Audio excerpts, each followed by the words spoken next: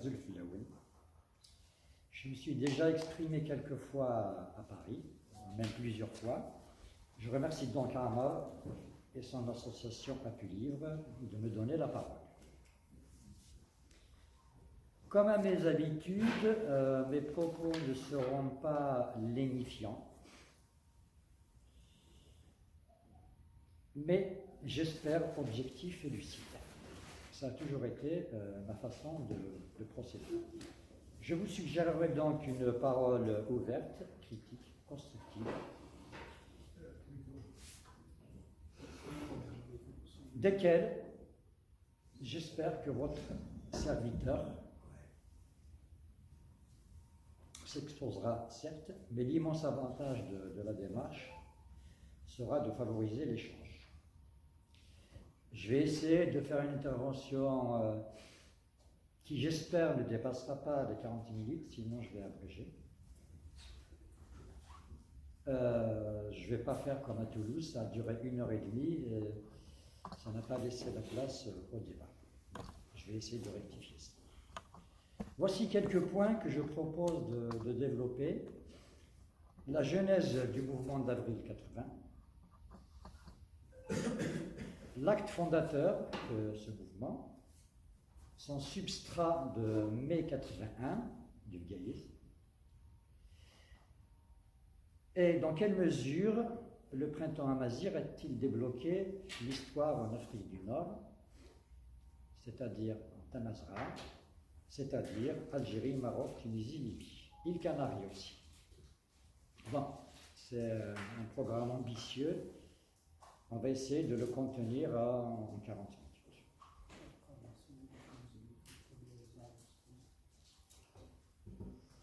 Je vais aborder un tout petit peu l'histoire du Hirak, qu'on appelle Thankara chez nous, sa spontanéité merveilleuse, puis ses déconvenues flagrantes. Et le plus important sera évidemment la situation actuelle et où est-ce qu'on va, où est-ce qu'on peut aller, etc. Tout d'abord, pour comprendre l'évolution historiographique depuis 40 ans, il est nécessaire de planter le décor des années 70.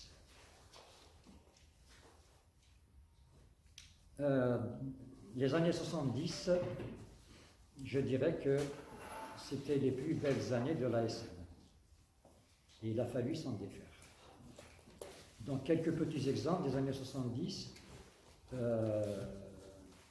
Resserrement accru des libertés, à tel point que l'étau devient insupportable. C'est dans ces années-là que le régime totalitaire s'est mis en place. Alors, exemple, là, je ne vais pas en citer 200, enlèvement et disparition d'opposants, mise au pas des velléités syndicales, chasse aux sorcières, des communistes, des cabines, etc. Dissolution de l'UNEA et surtout pour moi, mise en place d'une liste fermée de prénoms arabo-musulmans. Est-ce qu'on peut peut-être monter Le pied, non, ils ne montent pas.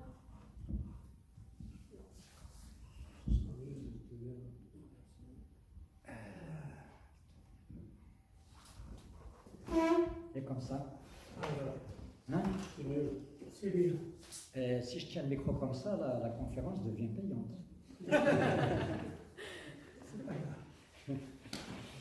Bon, donc, installation d'un régime dictatorial, même la chasse au couple, il y avait la chasse au couple.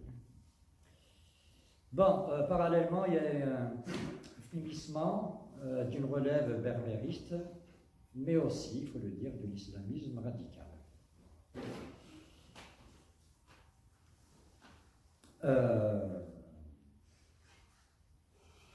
En Kabylie, donc, on avait une influence grandissante de l'Académie berbère, Agréou-Naziren, conscientisation des lycéens, etc. L'essor de la chanson kabyle, théâtre de Katbiassim, la guerre de 2000 ans, bon, ça, vous connaissez tout ça. Alors, j'aimerais resituer le mouvement de 80. Question que je vais me poser et que je vais vous poser aussi. Est-ce qu'il a débloqué l'histoire en Afrique du Nord, le mouvement des 80? Dans un premier temps, je dirais oui. Dans un second temps, je dirais non. Je vais expliquer pourquoi. Et à travers ces questions, on abordera la question: que sont devenus les idéaux de 80? Et en filigrane, donc, quel est le chemin parcouru? Quel est le bilan? Quel est l'état des lieux du berbère en Kabylie et en Afrique du Nord? Pourquoi la Kabylie est une nation qui doit s'affirmer? Donc là, je donne mon opinion. Faut-il franchir et proclamer une souveraineté kabyle? Comment? Et quelle démarche?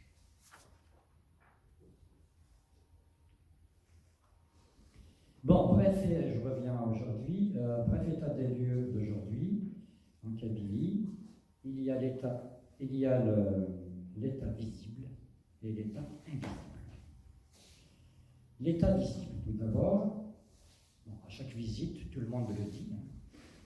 On a l'impression que la Kabylie se désagrège sans fin. Quelques exemples. L'état de droit est une fiction. L'état d'urgence est la règle. Des rapts, délinquance, incendies des forêts, notamment la dernière, le grand incendie de la Kabylie. Route abandonnée, pas de projet, fuite à l'étranger, éducation sinistrée. Bon, j'arrête, sinon on aura le moral à zéro. L'état invisible, pour moi, ça c'est peut-être plus important, l'état invisible. Le peuple kabyle, peuple de 10 millions d'habitants, est déboussolé. Bon, ça, on s'en aperçoit. Ce qu'on ignore peut-être, c'est la perte des codes. Et ça, c'est important, très important. Alors, c'est quoi la perte des codes? Je vais donner deux exemples. Par exemple, vous demandez à un maçon de vous construire un mur. Il va vous dire: est-ce que vous avez le ciment, le sable, les briques, etc. Oui, j'ai tout ça. Il va vous dire: demain matin à 8h, je commence le chantier.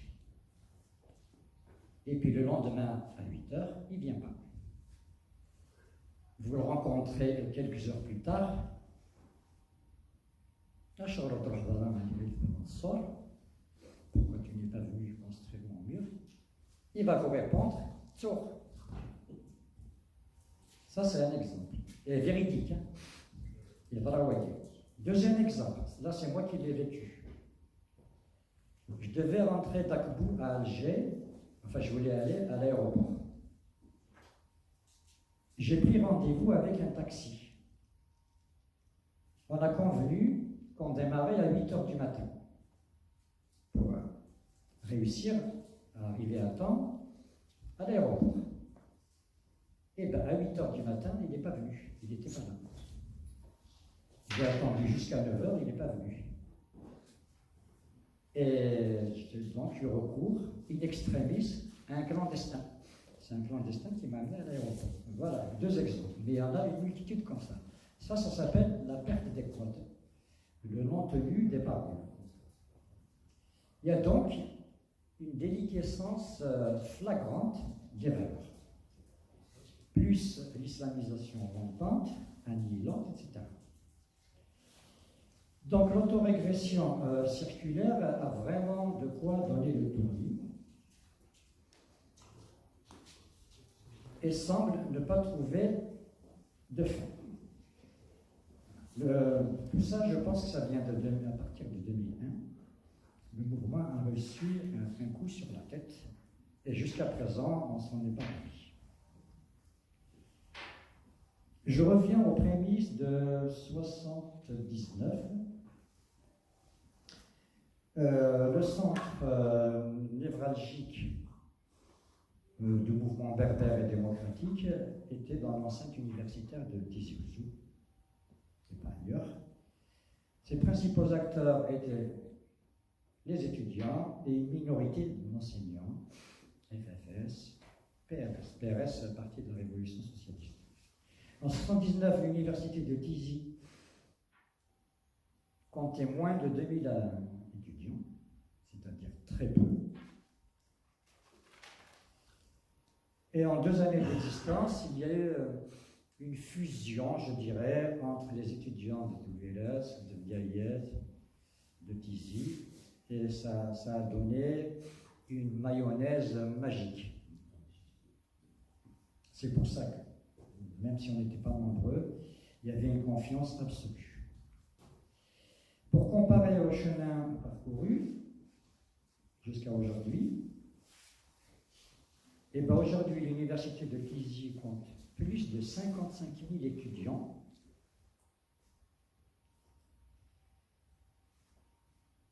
Mais elle a un poids politique considérablement amoindri par rapport aux années 79-80, où il n'y avait que 2000 étudiants. C'est-à-dire que la baudruche s'est dégonflée quelque part. Tout ça, ce sont des constats. Bon, pour lancer le mouvement, bon, un bref rappel, il a fallu virer l'UNJA de l'université et on a mis en place le premier comité autonome étudiant de l'Algérie. Le premier comité autonome de l'Algérie, c'était les étudiants de Tizi.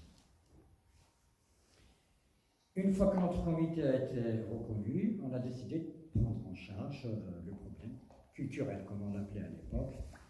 Et c'est dans ce cadre-là qu'on a invité Ouloud Mahdieh, qui devait venir le 10 mars donner une conférence.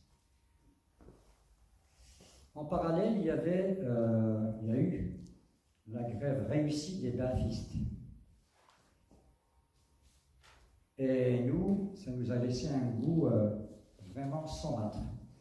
Il nous fallait réagir, et nous avions réagi. Voilà, une petite parenthèse sur la conférence de Ouloud Mahdieh, parce que peut-être que ce n'est pas connu. On n'avait mis que 3 affiches sur du papier A3, sur 3 affiches seulement, à l'intérieur de l'université de Tizi. On n'avait pas de flyer, on n'avait pas tout ça, comme maintenant. Et ces 3 affiches ont drainé une masse énorme, peut-être 2000 personnes, pour assister à une conférence. Et puis on voyait les immatriculations 06, 15, 16, Vgaïez, Alger, Tizi Ouzou, et il n'y avait plus de place pour se garer. Il se garait très très loin. Donc c'est-à-dire qu'il y avait une soif terrible. Terrible. 3 petites affiches ont drainé tout ça.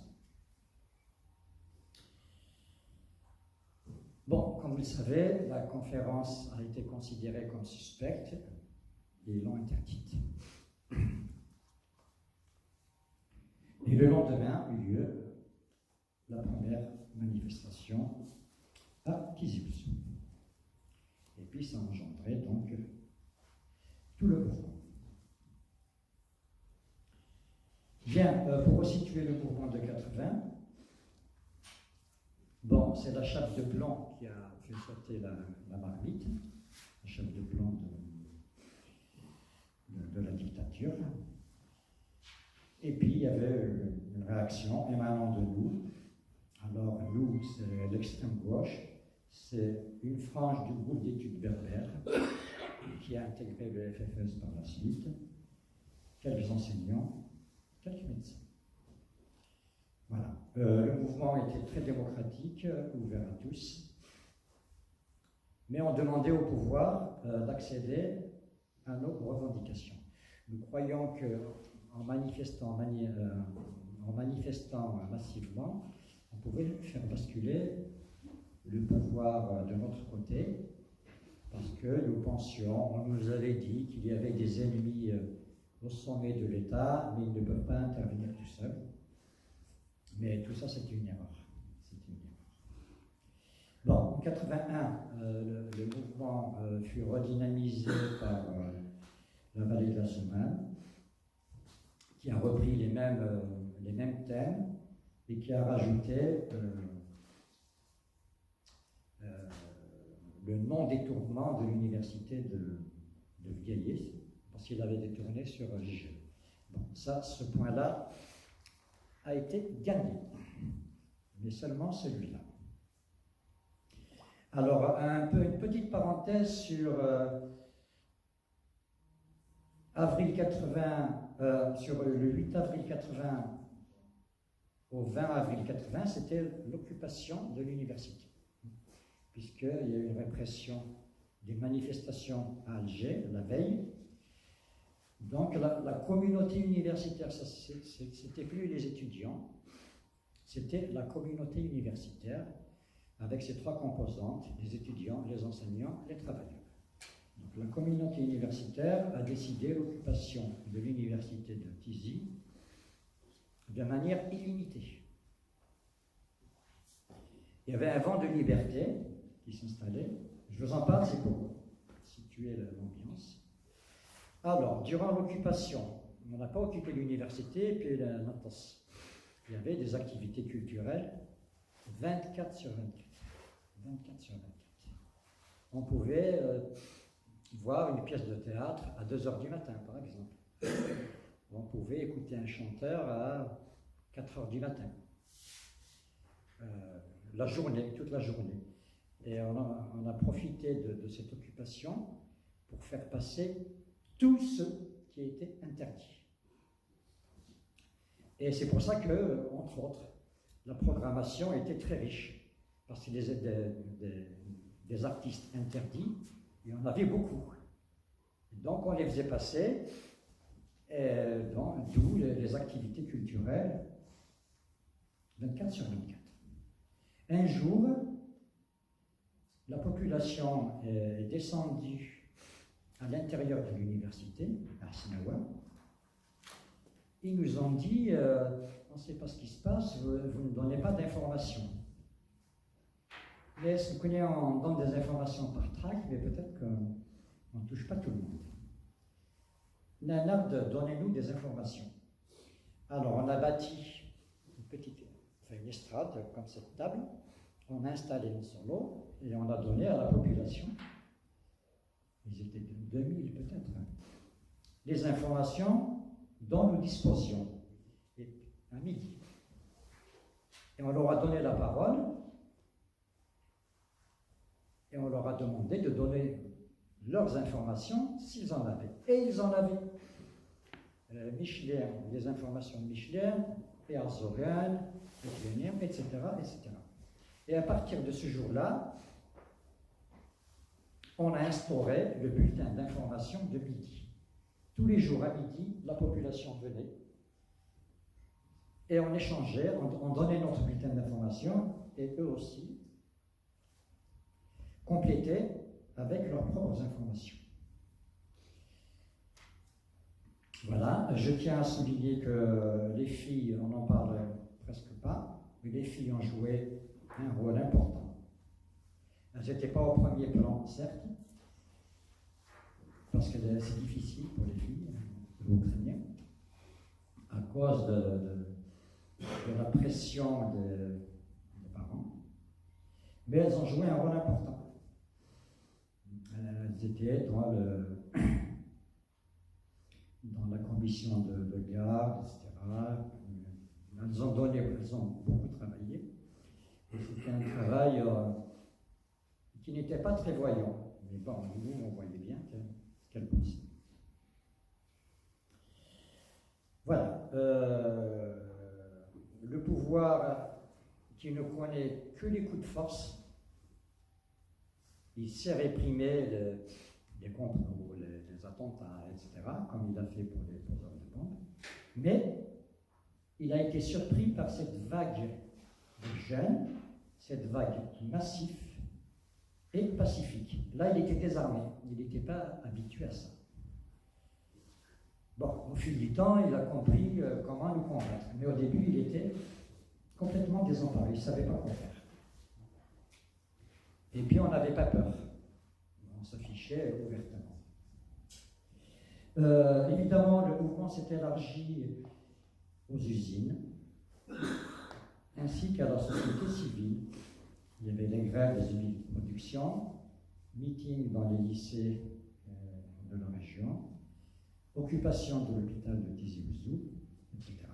Il y a même eu une grève générale le 16 avril 80. Grève générale de toute la ville, les commerces étaient fermés, tout était fermé. Tizi était devenu, ce jour-là, une ville morte. Un petit mot sur la solidarité, parce qu'il était possible qu'on nous coupe les vivres. Parce que c'était le restaurant universitaire qui assurait tout ce qui est la logistique de la restauration. Et la cité des Genêts, qui est juste au-dessus de l'université de Tizi, s'est proposé, sont venus nous voir. Ils nous ont dit, si on vous coupe les vivres, on se charge de la restauration. Tout le quartier, on s'est organisé, on va se partager les rôles pour alimenter l'université de Tizi. Et là, ça nous a donné beaucoup de bon cœur. Ils étaient prêts. C'est-à-dire que la population et l'université de Tizi étaient fusionnés, en quelque sorte. Bon, finalement, ils nous ont pas supprimé les vivres. Petite analyse de mouvement de 80. Bon, les axes. Deux axes. Déjà, le règlement du problème culturel identitaire, lever le tabou berbère, ouverture du berbère en médias, par exemple la télé en berbère,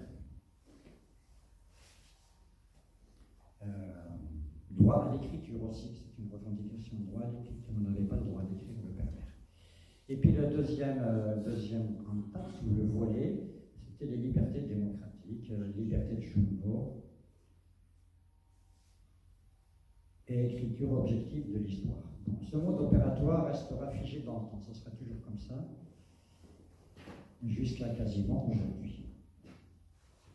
Stratégie de ce mouvement, je répète, pacifique, combat contre l'unicité arabo-islamique, mouvement ouvert et moderne. Ce mouvement était légaliste, mais hors des structures de l'État. Donc c'est très particulier. Légaliste, c'est-à-dire, bon, il ne cherchait pas à renverser le pouvoir.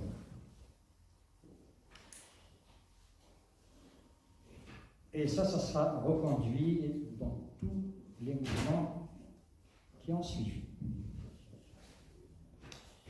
Le mouvement 80 a-t-il débloqué l'histoire de l'Afrique du Nord? Oui, parce qu'il y a eu la création des droits de l'homme en 85, il y a eu les révoltes de 86 à Constantine, révolte de 88 à Alger, légalisation des partis politiques en 89, bien que la façade, bien que la démocratie fût de façade, et surtout à usage externe. Autre chose qui permet de dire que le mouvement a débloqué l'histoire, le 20 avril est célébré chez les Chaouis, chez les Chlach, chez les Rifins, à Goulmim au Maroc, en Libye, et même aux îles Canaries. Donc il s'est bien propagé. Cependant, j'émets un bémol. Il est resté algérianiste. Il proclamait l'unité dans la diversité pour ne pas se faire taxer séparatiste. Respect de la légalité, gentil. Donc il restera contrôlé dans ce cadre toute la suite. Prenons juste par exemple le MCB qui a fait des démonstrations massives. Ça n'a rien changé. Il y a même eu la grève du cartable en 1994, donc une année blanche, qui a été vraiment inopérante. C'était une grande erreur et un grand échec. Et d'ailleurs, cette histoire de grève du cartable a été reprise par les Kurdes plus tard. Il y avait des idées, mais bon, des fois, elles ne concordaient pas avec la réalité. Un petit mot sur le Printemps noir de 2001. Entre parenthèses, la formule Printemps noir est de Misbah Jamel, qui est un ami d'enfance. Oui. Alors bon, il y avait un tassement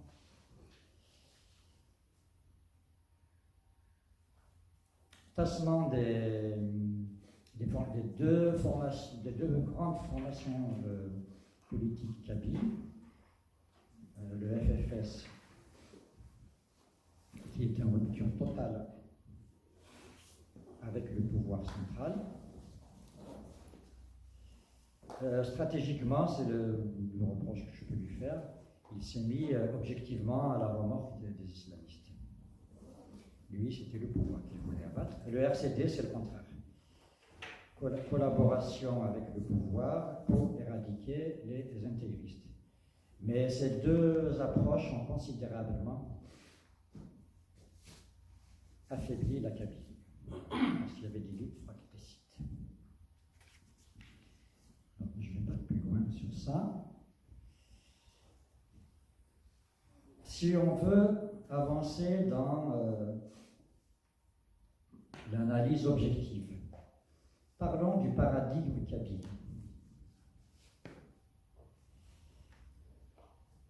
On constate un paradigme systémique qui va constamment être reconduit, y compris au Maroc, c'est-à-dire qu'on les a influencés de manière négative.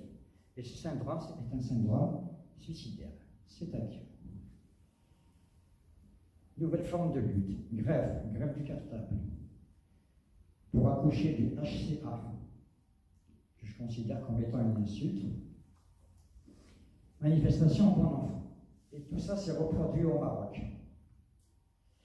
L'erreur primale sur l'analyse du pouvoir, c'était le faire basculer, comme l'ont fait les graphistes, partage aussi de l'héritage du mouvement national, du PPA notamment. Je ne vois pas ce qu'on a à partager avec le PPA, personnellement. Mystification du congrès de la Soumane,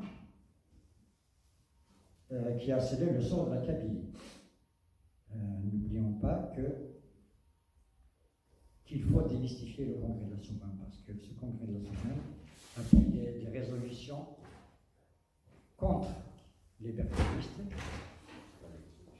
et ils ont décidé de les liquider physiquement, et ils en ont liquidé physiquement. Donc je ne vois pas pourquoi je vais faire l'apologie de quelqu'un comme Abd al-Badran, par exemple.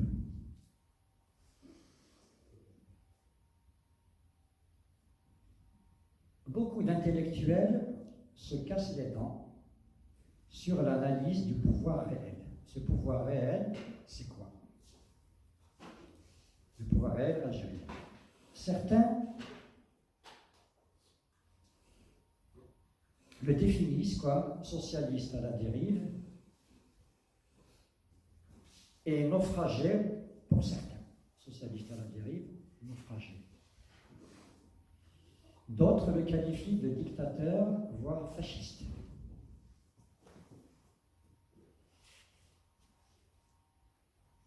D'autres le qualifient d'arabo-islamique et anti-berbère. Personnellement, je considère que c'est une dictature militaire comprador. qui n'est pas arrivé au fascisme, parce que le fascisme, c'est le stade ultime, c'est une idéologie. Enfin bon. En fait, l'idéologie a varié selon les conjonctures. Ceci dit, sa constante a toujours été anti-berbère et particulièrement anti-kabyle. Et ça, on le sent tous les jours, on le voit tous les jours, et on le voit aujourd'hui avec tous les détenus kabyles. Il y en a quelques autres, mais la majorité c'est des kabyles. Venons-en au pouvoir réel et qui le détient. Il faut répondre à la question. Qui détient le pouvoir réel en Algérie? Les 6 chefs de région militaire, les patrons du DRS. Constatons au passage que le chef d'État, qui est civil, n'a aucun pouvoir. On peut y revenir après. Côté stratégie de ce pouvoir réel, démocratie de façade à usage externe, alors qu'à l'intérieur, il n'y a pas de démocratie. On constate que néanmoins, on constate qu'il n'y a jamais eu, depuis 1962, d'alternance politique en Algérie. Ça a toujours été les mêmes, des militaires. Un coup, ils mettent en exergue le FLN, un coup, ils mettent en exergue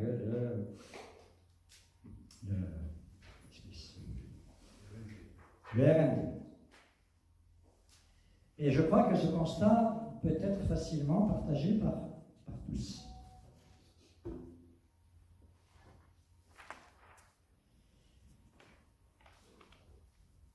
Quelles sont les constantes du mouvement de 80 à nos jours? Je vais être sévère contre vous, j'en fais partie. Pas de pensée, mais des revendications. Pas de bilan. Personne n'a fait le bilan du MCV. Personne n'a fait le bilan de la grève du cartable. Pourtant, elle a laissé un traumatisme profond. Personne n'a fait le bilan du mouvement du printemps noir. Pourtant, c'était un mouvement important. Côté discours de notre camp, les discours et les mots d'ordre sont radicaux. Radicaux. Et c'est bien. Je fais la surenchère dans l'oppositionnel. Des exemples très simples. Nos mots d'ordre, c'était quoi? Entre autres. Oulesh Mahoulesh. C'est un mot d'ordre, il y aura quand même. Pouvoir assassin. Mot d'ordre, Varsas.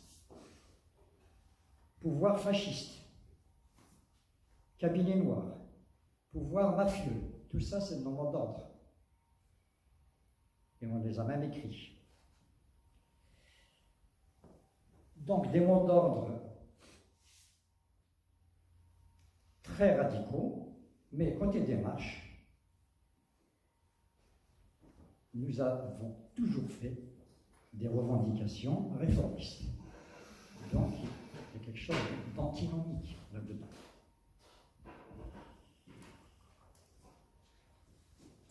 Comme par exemple la plateforme d'Al-Aqsa. C'est une plateforme réformiste. Même le berbère, il a été relégué à la 14e position. Et là, c'était plus du social. Il faudra sortir de ça. Bilan général. Piètre Zaki, depuis 80. Seulement 3 instituts de langue berbère. Un institut à Tizi, un autre à Gaïs, un autre à Batna. Inscription dans la constitution de Tamazight comme langue nationale et officielle, mais qui est restée lettre morte, puisque le berbère n'est pas véritablement enseigné. On a créé le HCA en Algérie, et le Maroc a créé l'IRCAN. L'IRCAN, c'est la même chose au Maroc. Les contre-acquis. École complètement arabisée. Tout ça, c'est des évidences. Hein. Enseignement du berbère facultatif. Pas de grands journaux, pas de grands médias, Kabylie délaissée. Quand on compare avec les Catalans, qui sont nos voisins, eux, ils n'ont pas revendiqué. Ils ont instauré le catalan, l'école catalane, etc. Et même leur référendum sur l'indépendance, c'est eux qui l'ont organisé. Ils l'ont fait eux-mêmes, massif. Alors que nous, on demande un référendum. Mais il ne sera jamais accordé. Hein. Si on ne le fait pas nous, il ne sera jamais fait. Donc ces choses-là ne se demandent pas au pouvoir, comme par exemple l'autodétermination. Il faut les imposer. C'est tout. Sauf que c'est difficile. Hein. C'est difficile.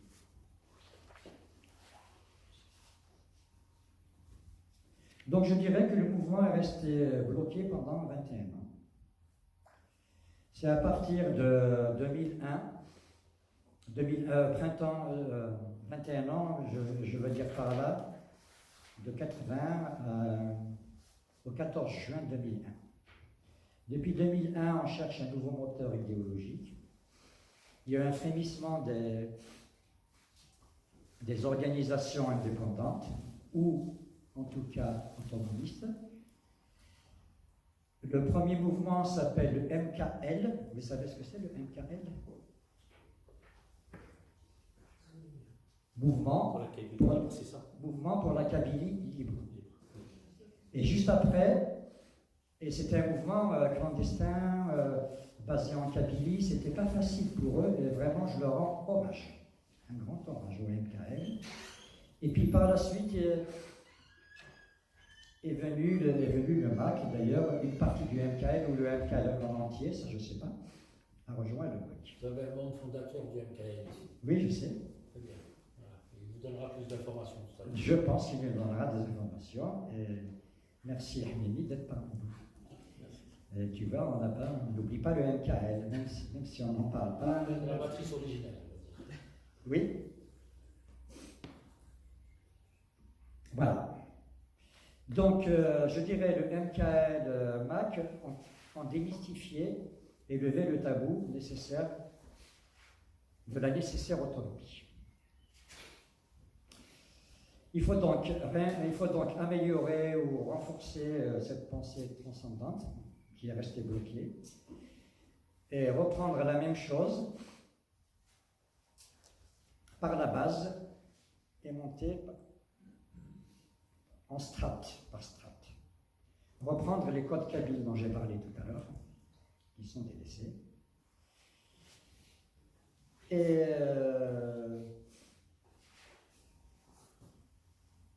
il est évident qu'on ne peut pas avoir de solution politique avec un pouvoir mortel. On ne peut même pas négocier avec lui. Et d'ailleurs, pourquoi négocier avec un pouvoir mortel? Car il y a du sang entre nous. Un râne à la chemin, il ne faut pas l'oublier.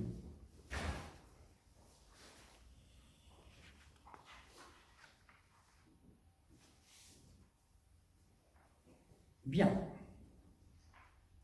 Je vais continuer à taper sur le pouvoir. En février 2019,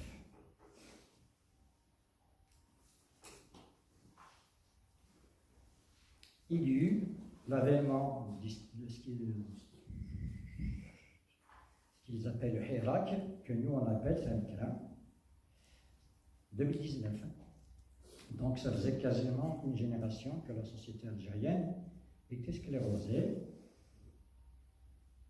Personnellement, je la pensais inerte pour très très longtemps. Très très longtemps. Et puis d'une manière inattendue, démarre, mine de rien, un mouvement contre le 5e mandat honteux de Bouteflika. Ce mouvement, c'était nouveau, il a été émis sur les réseaux sociaux. Il a rapidement gagné toute la société. Parfois, la spontanéité nous réserve bien des surprises. Mais l'histoire est ainsi faite.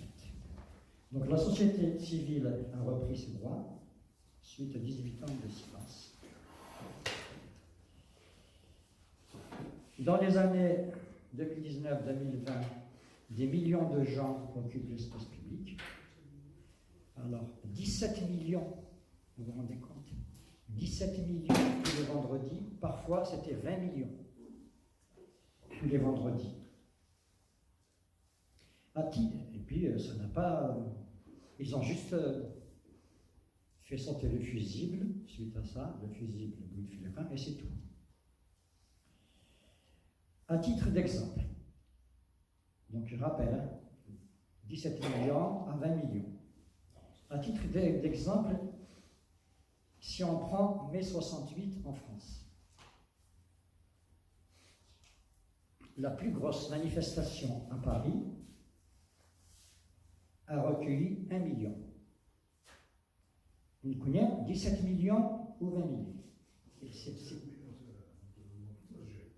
Oui, même en France, bon, je dis 1 million à Paris, mais toute la France, on va dire 4 millions. Et il y a 65 millions, non, à l'époque il y avait moins. Et ils ont fait sauter le pouvoir, enfin, en tout cas le gouvernement. L'Algérie compte un peu plus de 40 millions d'habitants. Alors j'ai fait le calcul, en tant que mathématicien, j'ai trouvé que 42% de la population était dehors tous les vendredis. 42% de la population. C'est énorme. Énorme. C'est du jamais vu. Une telle mobilisation aurait fait sauter n'importe quel régime dans le monde, y compris les plus dictatoriaux. Bon, à bien des égards, l'Algérie possède plusieurs arguments multiples d'un pouvoir développé, un pouvoir autocentré. Donc, je ne vais pas citer ces raisons pour ne pas abuser de votre temps.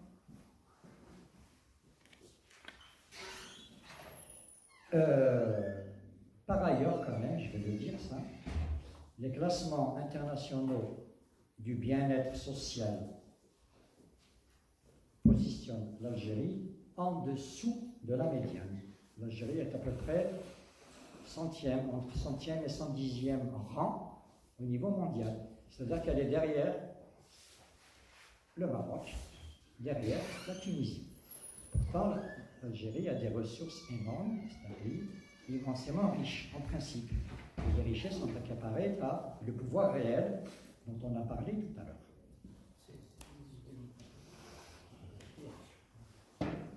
N'oublions pas que l'école est sinistrée, le régime de santé est en déshérence, etc. La situation actuelle, bon, on le voit tous, chape de plomb en Algérie, arrestation de nos amis, il y en a 300 environ, pour rien, hein, on les accuse de terrorisme, alors que ces gens-là n'ont jamais touché une arme. Ils luttent avec leur langue et leur prise de position. La peur est chez nous, de moins en moins, j'espère, grâce à la manifestation Agir pour la Kabylie, entre autres, mais il y en aura d'autres. Autrement dit, la peur doit basculer chez eux, et pas chez nous. En Kabylie, c'est difficile. Je dirais même qu'il y a plus de flics que de militants en Kabylie. C'est terrible. Terrible. Cette situation ressemble étrangement à l'avant-avènement du printemps noir. Autre question qu'on doit se poser. L'Algérie est-elle une nation? basé sur le modèle jacobin, le système algérien n'a pas cherché à inventer de l'intérieur. Les fractures linguistiques sont telles que nous ne pouvons qualifier le Fatra algérien comme une nation. Deux raisons au moins le démontrent, mais il y en a plus, mais je vais en citer que deux. Petit a, il n'y a pas de communauté de destin entre les régions. Par exemple, il n'y a pas de communauté de destin. La question identitaire n'est pas résolue et le pouvoir ne va pas la résoudre. Donc, pourquoi ce serait une nation? Mais pour combler ce manque de nation en Algérie, l'idéologie dominante a recours à ce qu'on appelle le cosmopolitisme. Qu'est-ce que le cosmopolitisme? Qu'est-ce que c'est cette doctrine-là? Le cosmopolitisme, eh bien, c'est la théorie qui consiste à nier, à taire les réalités nationales et à leur substituer un impérialisme de valeur supranationale. Qu'est-ce qui joue ce rôle-là? En général, ce sont les religions et les langues officielles qui jouent ce rôle. Alors, ce traquenard, le cosmopolitisme, est vraiment dangereux pour nous et il nous a fait du tort. Alors, tout ce qui est extra-national. On peut citer le substrat arabiste pour créer l'homme nouveau. Ils appelaient ça comme ça. On va créer l'homme nouveau arabe. Donc le pouvoir, c'est allègrement servi du moulage, de ce moulage des années 70. Donc nous avons assisté à une arabisation totale de l'Algérie. La Kabylie était en quelque sorte le maillon faible. Le maillon faible de la Oumma. La Oumma, c'est la mère patrie arabe. Mais au bout d'un certain temps, ces thèses n'ont plus fait recette à cause des dissensions des pays moyen-orientaux. Donc, le pouvoir a fini par renforcer une autre source supranationale, ça s'appelle l'islam.